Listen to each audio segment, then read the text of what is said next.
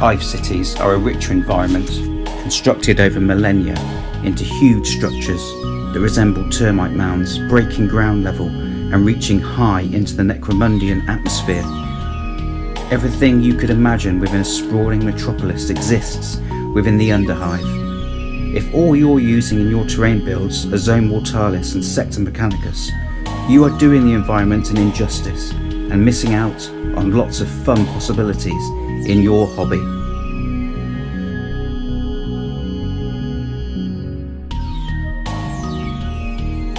Welcome back to Immersive Warcrafter. It's 2021 and I wish you all a very happy new year. I've returned to making videos and tutorials, having planned the whole season that this is the introduction to. A season of grimdark world crafting set within the feudal industrial imperial hive city of Necromunda. I'm a fan of that expression, feudal industrial, that I first saw coined by terrain crafter Daniel Hanowski on his Instagram. Here, he has created a distinctly film noir vibe to Necromunda, achieved with construction of large brickwork walls, concrete slab pavements, corrugated shopfront shutters, and overhanging cables alongside the typical plasteel and ceramite structures found within our Zone Mortalis terrain kits.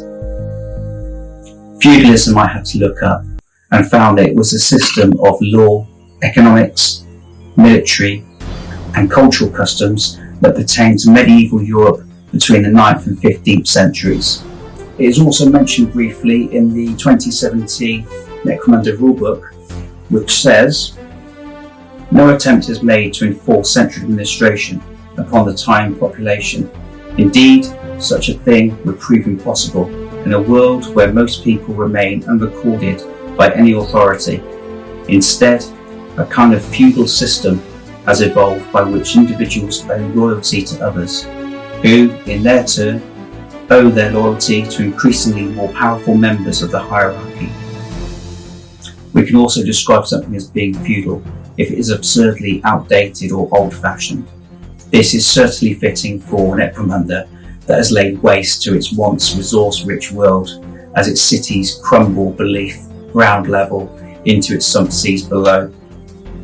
The Cambridge Dictionary elaborates too that in a feudal society, people at one level of society receive land to live and work on from those higher than them in rank, and in return have to work for them and fight for them if necessary, sometimes also giving them some of the food they produce.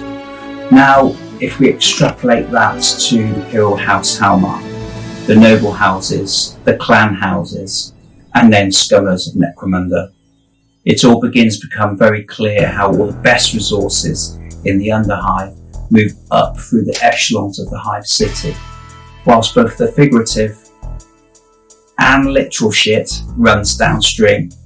The purpose of this season is to bring you a set of techniques and thought-provoking suggestions on how to enrich your Underhive terrain with some realism, including hive activity and what they leave behind, plus provide you with an assortment of materials beyond the metal structures that we're provided with in our terrain kits. Now feels like the perfect time to be broadcasting this, with all of the artwork and terrain being created throughout the Necromunda community. For instance, the Book of Life authored by Carl Johnson, or the Sumphulk, which is a narrative being created by Sol Vince and being shaped by many involved in this project, including me. I will leave links and contact information for all the projects that I mentioned within this video, and I'll include those down in the description down below.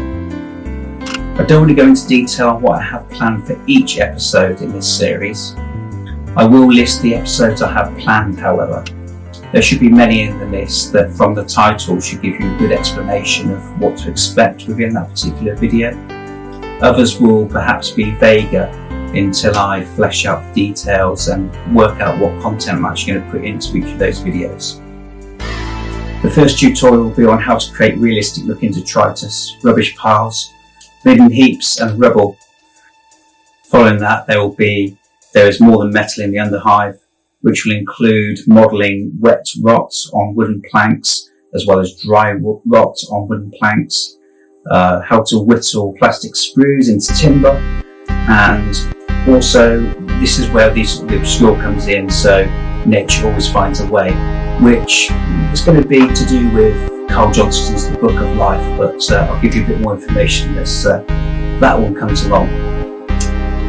Next I've got the building blocks and destruction, which is converting 95, so the 1995 Necromunda bulkheads into walls, reproducing the 1995 Necromunda cardstock in 3D plastic terrain using plasticard, craft exposed rebar into walls, floors and pillars, which would be a really exciting one, and if you've been following on my Instagram then you have a bit of a feel for that already.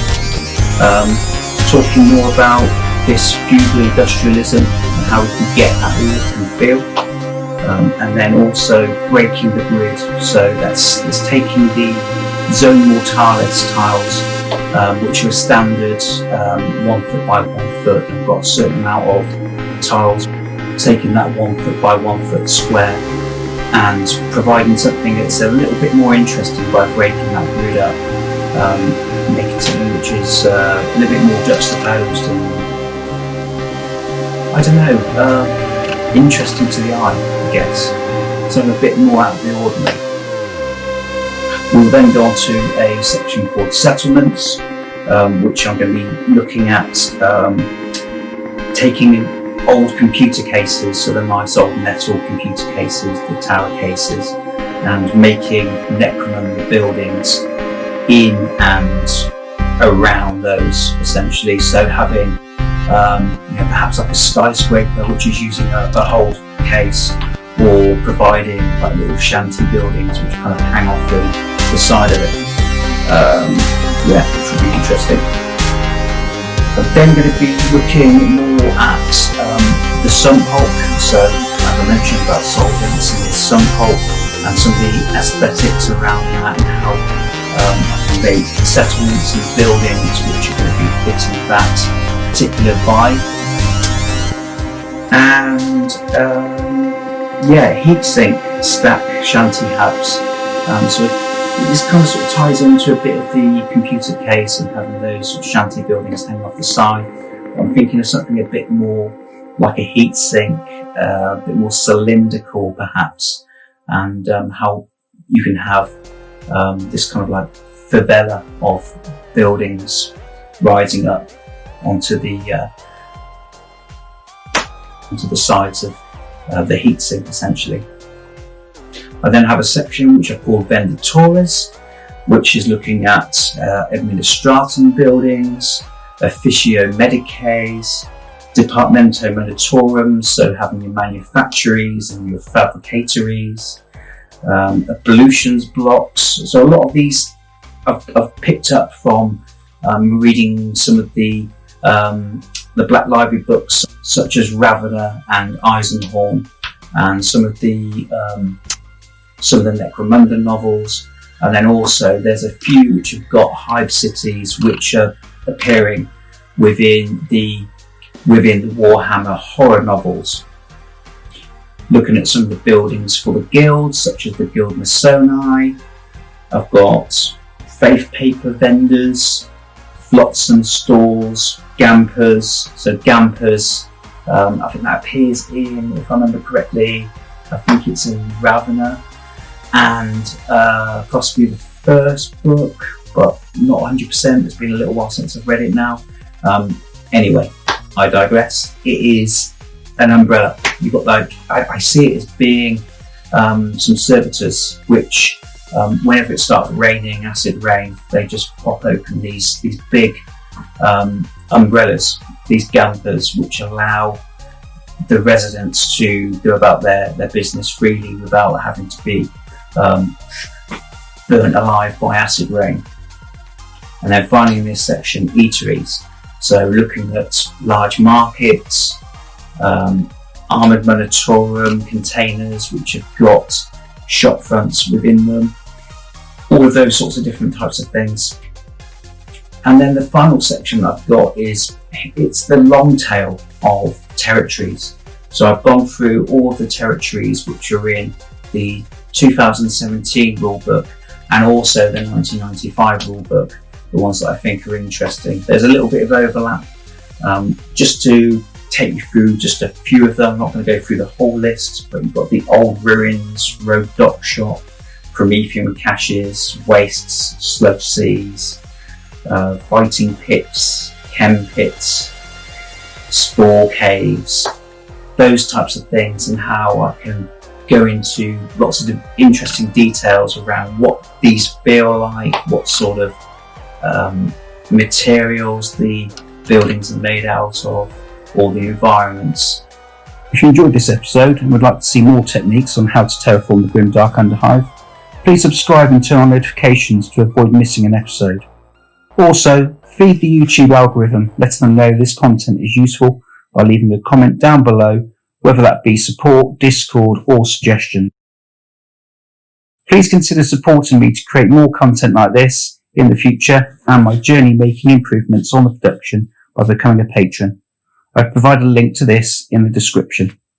So as you can see, there's a lot of content that can be covered within this season, and I'm really looking forward to it. In the next episode, I'll be taking you through the first tutorial on how to make realistic looking detritus, rubbish piles, midden heaps and rubble. So thanks for tuning in and listening to what's going to be upcoming in this season, and I'll see you in the next one.